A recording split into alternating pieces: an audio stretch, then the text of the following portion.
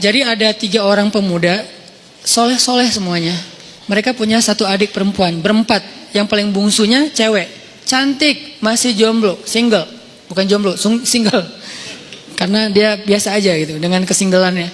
Nah, 3 cowok ini dapat tugas militer. Karena negara mereka itu ada wamil, wajib militer.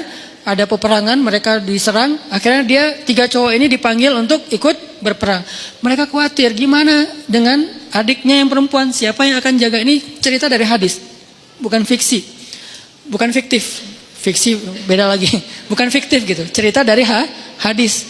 Nah, karena mereka nggak tahu gimana cara ke siapa harus menitip adik perempuannya, keluarganya di luar kota, nggak ada yang di situ, susah gitu. Pokoknya intinya nggak ada yang mereka percaya selain seorang ahli ibadah yang ada di negeri mereka. Cuman beliau ini nih yang paling soleh, paling amanah, paling baik. Bukan ustadz biasa lah, ustadz legend lah ya. Udah senior banget lah ya. Nah akhirnya mereka sepakat bertiga, kita titipin aja adik kita ke syekh itu. Datanglah ke syekh ini.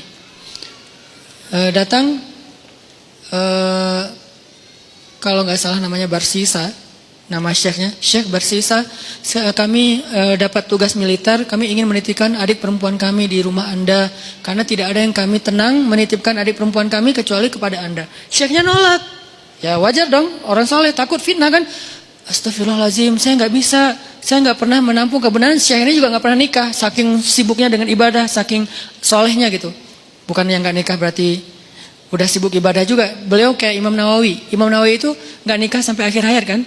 Ketika ditanya kenapa Anda belum menikah, oh astagfirullahaladzim, saya lupa menikah. Kenapa? Karena saya sudah menikahi ilmu. Saking cintanya beliau dengan ilmu, ilmu itu lebih daripada istri buat beliau.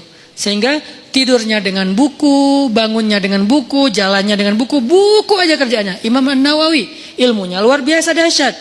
Tapi jangan ditiru ya. Karena kita nggak gitu-gitu amat juga tentang ilmu. Ilmu enggak, nikah enggak kan? Ya pilih salah satu deh. Kalau enggak ilmu ya nikah gitu. Masalahnya kita ilmu gimana? Apakah udah selevel Imam Nawawi yang hadis dalam semalam hafal berapa ribu hadis, terus setiap malam tuh nulis buku, sholat 2 rakaat satu paragraf, 2 rakaat 1 paragraf. Jadi setiap paragraf itu 2 rakaat sholat. Wudu dari isya ke subuh 1 wudu. Selama bertahun-tahun 1 wudu sholat subuh dengan isya. Maksudnya nggak tidur semalaman karena terjaga wudunya Imam Nawawi. Nah Syekh Barsisa nolak, nggak mau. Please, karena kami nggak tahu harus jagain harus nitip ke siapa, daripada adik saya apa-apain orang. Karena udah dipaksain terus, ya udah deh. Kalau mau, saya minta satu hal, bikinkan untuk adik kalian 1 ruangan, 1 kamar yang nggak campur dengan rumah saya di belakang gitu. Akhirnya dibangunin sama mereka kamar sederhana untuk adiknya yang perempuan, taruh aja di belakang rumah si syekhnya. Syekhnya biasa beribadah di musola, jadi rumah musola kamar ceweknya.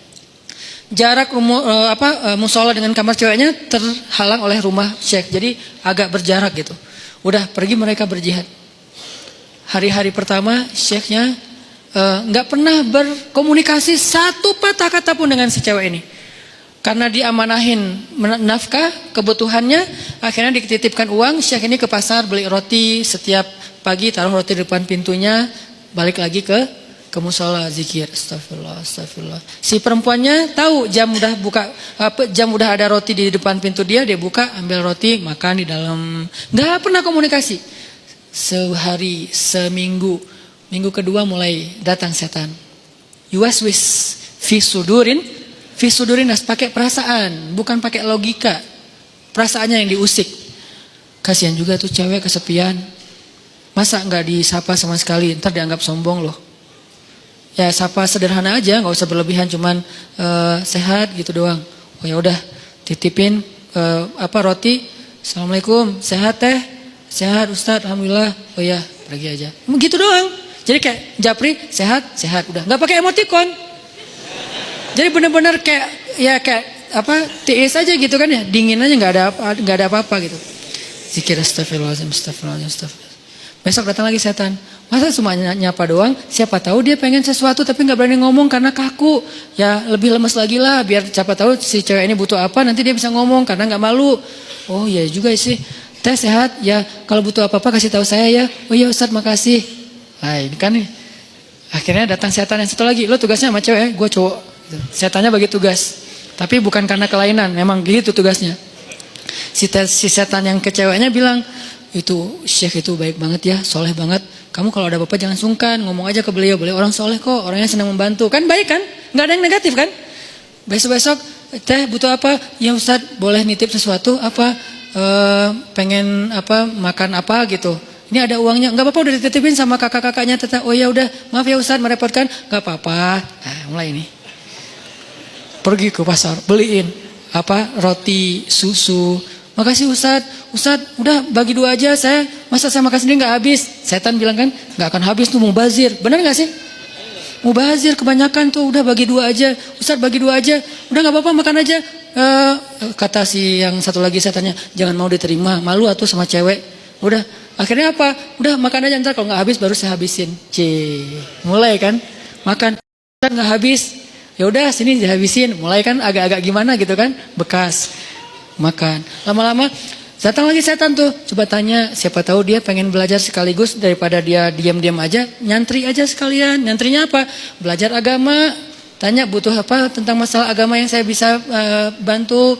Sedikit-sedikit adalah ilmu. Oh ya udah benar juga ya, dapat pahala lebih. Teh, nanti kalau butuh apa-apa, udah nggak sungkan sekaku yang pertama kan? Butuh apa-apa kasih tahu aja ke saya. Insya Allah kalau ada pertanyaan saya bisa jawab. Kalau nggak ada nanti saya tanya ke yang lebih ahli. Oh ya Ustadz, kebenaran saya lagi nanya nih masalah ini gimana? Nah mulai. Tapi masih di balik pintu. Kenapa? Jangan ketemu orangnya fitnah dong kata setan. Jangan, nanti fitnah ikhtilat kata setan teh. Setan yang ngajarin ilmunya nih. Ikhtilat, jangan. Oh ya benar juga. Jadi teriak-teriak dari belakang pintu, depan pintu gitu. Oh kalau gini gimana Ustadz? Nah lama-lama datang lagi setan. Mungkin sebetulnya si Teta itu ada pertanyaan yang privasi. Nggak enak nanyanya sambil teriak-teriak. Kayak nanya masalah cara membersihkan haid atau apa kan nggak enak teriak. Ustadz cara ngebersihin haid gimana kan nggak enak kan ya? Ya udah kamu lebih dekat lagi, duduk depan pintu, jangan berdiri.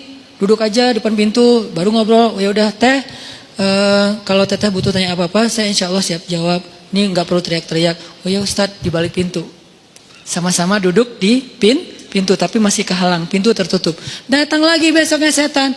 Apa kata orang ngelihat kalian ngomong kayak gitu, satu dalam satu di luar tapi duduk di pintu, kan jadi fitnah. Ntar dikira semua orang ada apa-apa. Lebih baik masuk ke dalam biar nggak ada yang ngelihat. Tapi pintunya dibuka. Awas jangan ditutup, ntar digoda setan. Lah ngomong setan. Nah ini nih setan nih, talbis. Makanya ada buku tebal ya, judulnya Talbisul Iblis. Tipu daya, tipu muslihat iblis. Gitu, dibawanya ke kanan dulu, baru ujung-ujungnya ke kiri, tanpa disadari. Tapi buka pintu ya. Oh iya juga ya, nggak boleh tutup pintu, ntar jadi ikhtilat lagi. Ntar setan lagi. Padahal dari tadi juga setan. Udah, teh, boleh di dalam aja, nggak enak dilihat orang. Oh ya Ustaz, nggak apa-apa. Yang bagian ceweknya bilang, nggak apa-apa, dia orangnya amanah, nggak usah khawatir. Gitu kan? Udah aja duduk dekat pintu, tapi udah di dalam ruangan ngobrol. Udah ketemu orangnya, beda, udah pasti. Pertama, cewek ini nggak pernah kenal dekat sama cowok. Kedua, Syekh ini nggak kenal dekat sama cewek. Ini adalah kali pertama mereka berinteraksi lawan jenis dan dekat sekarang. Nggak ada siapa-siapa. Mulai bercanda. Jangan kaku-kaku amat, datu ngantuk taklim teh. Kasih candaan dikit. Ya udah mulai canda, jadi akrab, jadi hai. Malu dilihat orang, masa bercanda tapi kelihatan orang. Udah tutup aja pintunya, kan udah saling kenal, udah saling percaya. Tutup pintunya, ngobrol. Nauzubillah, terus dekat sampai akhirnya curhat si cewek ini. Namanya manusia pasti semuanya punya masalah kan. Akhirnya dia berani curhat. Ustadz,